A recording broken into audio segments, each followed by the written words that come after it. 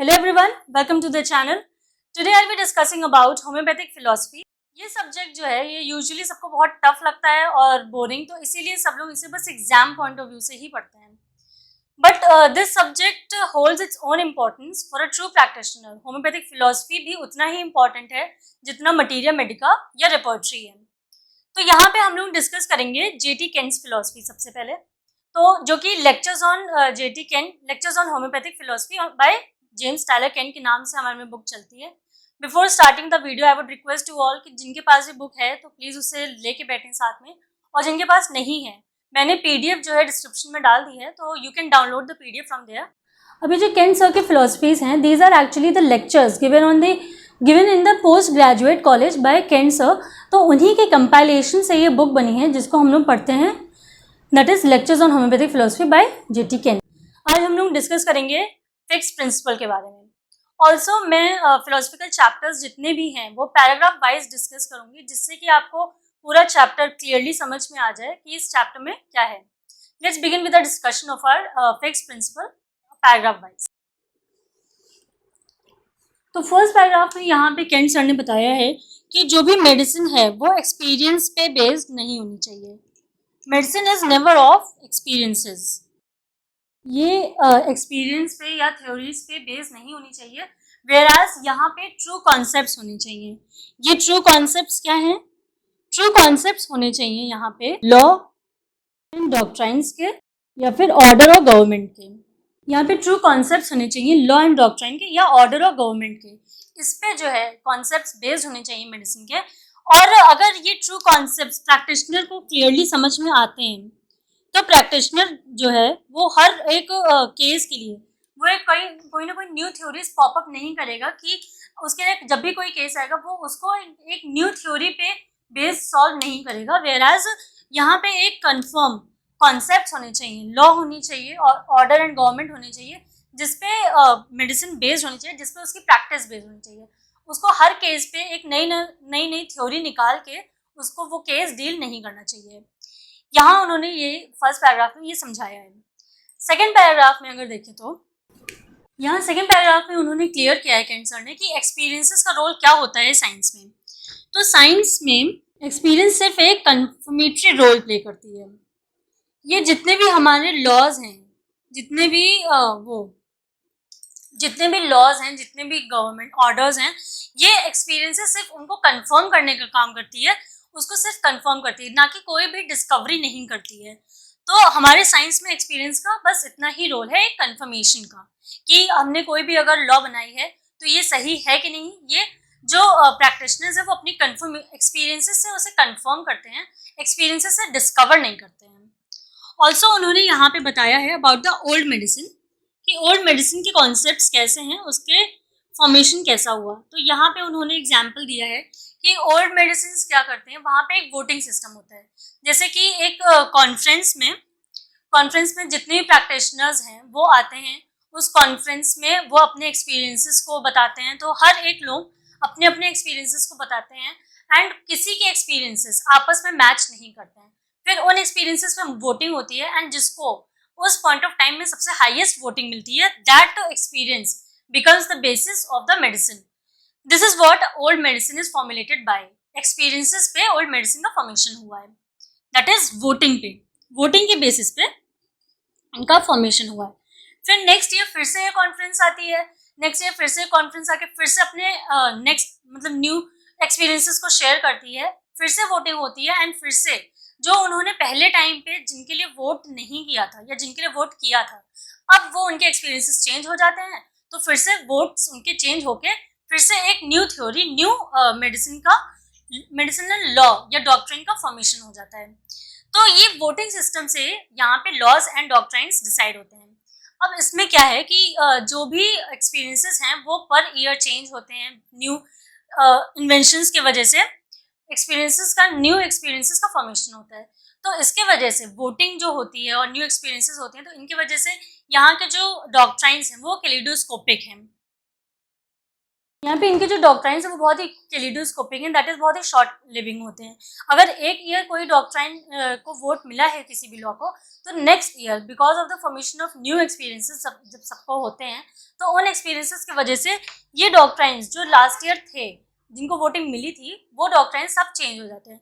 तो ये इसीलिए यहाँ कहा है कि ये बहुत ही कैलिडोस्कोपिक होते हैं एंड ये जो डॉक्ट्राइन्स हैं जो लास्ट ईयर थे वो नेक्स्ट ईयर कभी नहीं आते, तो नेवर रिकरिंग। तो ये केंट सर ने दो टर्म्स यूज किए हैं for the doctrines of old medicine, kaleidoscopic and never recur.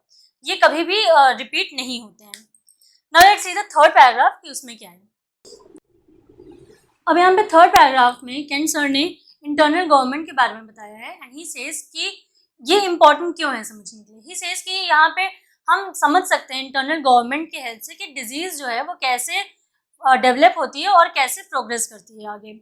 तो यहाँ पे ही सेज कि जैसे कि एक गवर्नमेंट बॉडी होती है जिसमें एक सुप्रीम बॉडी होती है एंड इसके नीचे अदर बॉडीज होती हैं जो वर्क करती हैं सुप्रीम बॉडी के अंडर में। इन the same way human body भी ऐसे ही वर्क करती है।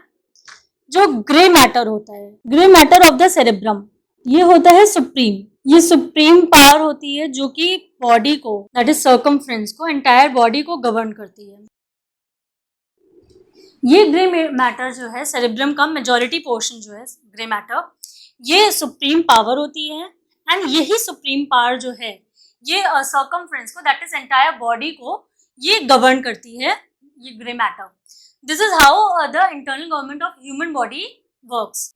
अब यहाँ पे क्या होता है कि जो कोई भी अगर एक्सटर्नल वायलेंस होता है तो वो एक्सटर्नल वायलेंस, जैसे कि यहाँ पे उन्होंने एग्जांपल दिया है फिंगर में अगर किसी को चोट लग गई है, तो अब यहाँ पे क्या होता है, ये सर्कमफ्रेंस में मतलब कोई प्रॉब्लम आई है, इस सर्कमफ्रेंस की प्रॉब्लम को रिपेयर करने के लिए centre, that is supreme power जो है वो एक्शन लेगी एंड उसको रिपेयर करेगी। तो यही उसका फ्लो ऑफ डायरेक्शन होता है, centre to circumference. And in the same way यही डिजीज का भी डायरेक्शन होता है। अगर कोई भी डिजीज आती है तो वो सबसे पहले सेंटर को वो करती है, इन्फेक्ट करती है, सेंटर को अफेक्ट करती है, सेंटर को अफेक्ट करने के बाद फिर वो सर्कमफ्रेंस पे जाती है। यही डिजीज का डायरेक्शन होता है और यही क्योर का भी डायरेक्शन होता है। This is what he has told in the third paragraph. अब देखते हैं फोर्थ पैराग्राफ में कैसे जो है ये एक्शन होता है, दैट इज सेंटर से सर्कमफ्रेंस तक कैसे इंफॉर्मेशन आती है, कैसे क्योर पॉसिबल होता है। अब यहाँ फोर्थ पैराग्राफ में केंट सर ने समझाया है कि कैसे जो है flow of disease and cure होता है in the internal of man. तो यहाँ पे उन्होंने बताया है कि internal of man is a triad. ये एक ट्रायड के फॉर्म में प्रेजेंट है, that is cerebrum, cerebellum and lastly जो है third part is the spinal cord. तो ये एक ट्रायड बनाता है एंड इसी डायरेक्शन में फ्लो होता है इंफॉर्मेशन का। कोई भी इंफॉर्मेशन हुई वो चाहे डिजीज की हो या क्योर की हो, तो ये इंटरनल टू आउटर ऐसा फ्लो होता है। ठीक है, इसको अगर हम लोग और ग्रॉसली देखें तो ग्रॉसली लेवल पे यहाँ पे आता है brain, spinal cord and nerves. This is the direction of flow, brain से डायरेक्ट नर्व्स में या ब्रेन के through spinal cord and then nerves में फ्लो ऑफ इंफॉर्मेशन होता है। अब उसके बाद इसको और इंटरनली अगर देखें तो इंटरनली यहाँ पे प्रेजेंट है विल एंड अंडरस्टैंडिंग। ये विल एंड अंडरस्टैंडिंग जो है वो एक यूनिट बनाता है, that is internal unit of the body. वो internal unit of the body है वाइटल फोर्स, यहाँ VF इज वाइटल फोर्स। तो ये internal unit of the body is the vital force, और ये वाइटल फोर्स ही इमटेरियल सब्सटेंस होता है ऑफ द बॉडी, और ये वाइटल फोर्स अपने आप को रिप्रेजेंट कर दी है from the materialistic substance that is body के उसमें। तो ये विल एंड अंडरस्टैंडिंग तो उसने इमटेरियल पार्ट बनाया और इसका मटेरियलिस्टिक पार्ट है वो है बॉडी। ये एक्सटर्नल ऑफ मैन है और ये एक्सटर्नल ऑफ मैन ही के थ्रू ही वाइटल फोर्स अपने जो भी उसके ऊपर इम्पैक्ट होता है अपने इम्पैक्ट को रिप्रेजेंट करती है through this external of the body. Vital force का इम्पैक्ट हर एक सेल में भी प्रेजेंट है। तो each and every cell of the body has its own innermost and outermost, क्योंकि ये इनर मोस्ट इमटेरियल सब्सटेंस है एंड ये बॉडी है ये आउटर मोस्ट है। तो हर एक सेल में inner most and outer most part होते हैं। तो हर एक सेल जो है वो अपने आप को खुद रिप्रेजेंट करती है। अगर उसमें कोई भी चेंजेस होते हैं, चाहे वो पॉजिटिव हो या नेगेटिव हो, दैट इज डिजीज हो या क्योर की तरफ जा रही है, तो वो हर एक सेल अपने आप को खुद रिप्रेजेंट करने की कैपेसिटी रखती है। यही उन्होंने बताया है फोर्थ पैराग्राफ में। अब नेक्स्ट देखते हैं फिफ्थ पैराग्राफ। अब इस 5th पैराग्राफ में केंट सर बताते हैं about the flow of disease, कि फ्लो ऑफ डिजीज जो है वो सेंटर से सर्कमफ्रेंस की तरफ जाता है, दैट इज इनवर्ड से आउटवर्ड्स की तरफ इसका फ्लो होता है डिजीज का। अब ये डिजीज क्या है? ये डिजीज है मियाज्म। ये मियाज्म का ही फ्लो है फ्रॉम सेंटर टू आउटवर्ड।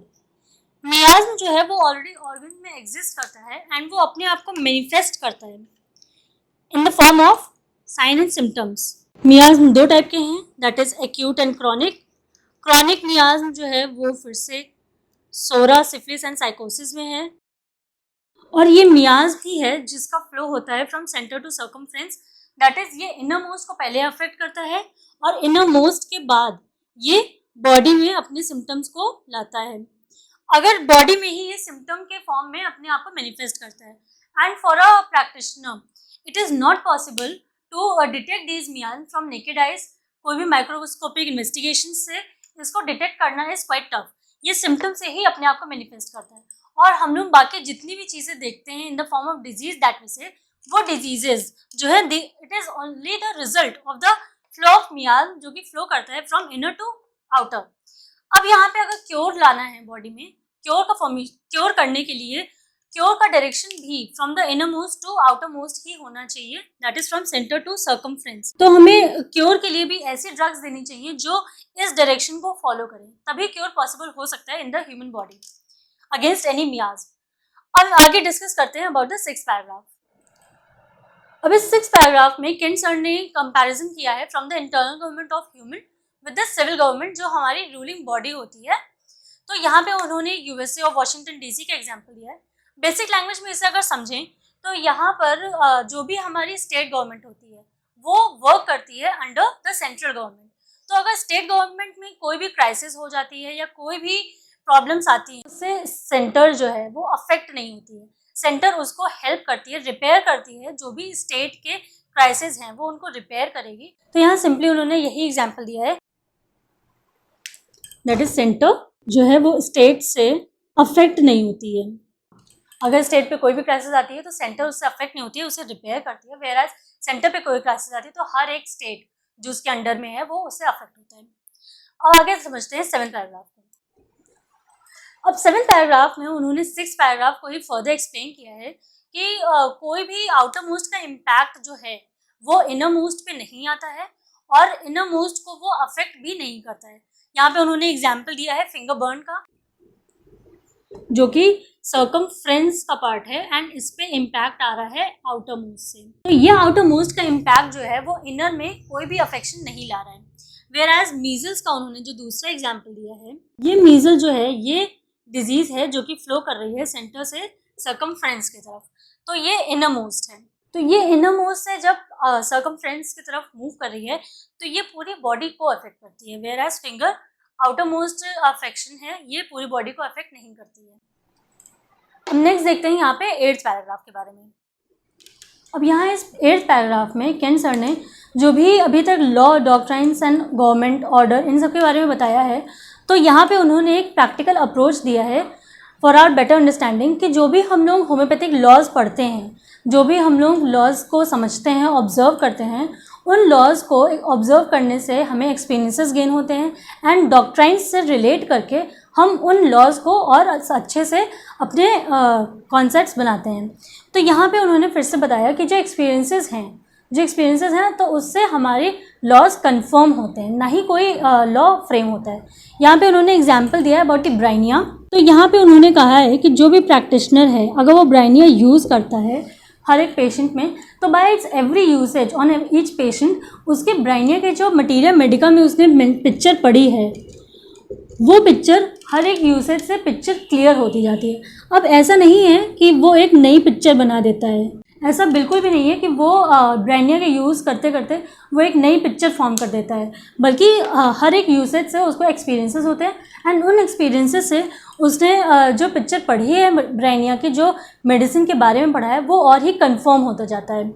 तो यहाँ पे एक्सपीरियंसेस फिर से कंफर्मेटरी रोल ही प्ले करते हैं। वेयर एज जो प्रैक्टिशनर्स अपनी प्रैक्टिस जो है वो एक्सपीरियंसेस पे बेस्ड रखते हैं, उनका क्या है कि वो हर एक केस के साथ अपने माइंड चेंज करते हैं, उनमें कोई भी स्टेबिलिटी नहीं रहती है एंड उनके केस की कोई भी वैलिडिटी नहीं रहती है। तो जिस प्रैक्टिशनर्स में वैलिडिटी नहीं रहती है तो ऐसी प्रैक्टिस जो है वो ज़्यादा टाइम तक नहीं चल सकती है। यही उन्होंने 8th पैराग्राफ में बताया है। आगे हमने इसके पैराग्राफ्स जो हैं वो फर्दर अपकमिंग वीडियो में डिस्कस करेंगे in the next video itself. तो प्लीज़ इसको पढ़ते रहिए एंड ऑल्सो कोई भी अगर डाउट है तो do comment below and let me know. Also like, share and subscribe to the channel. Thank you.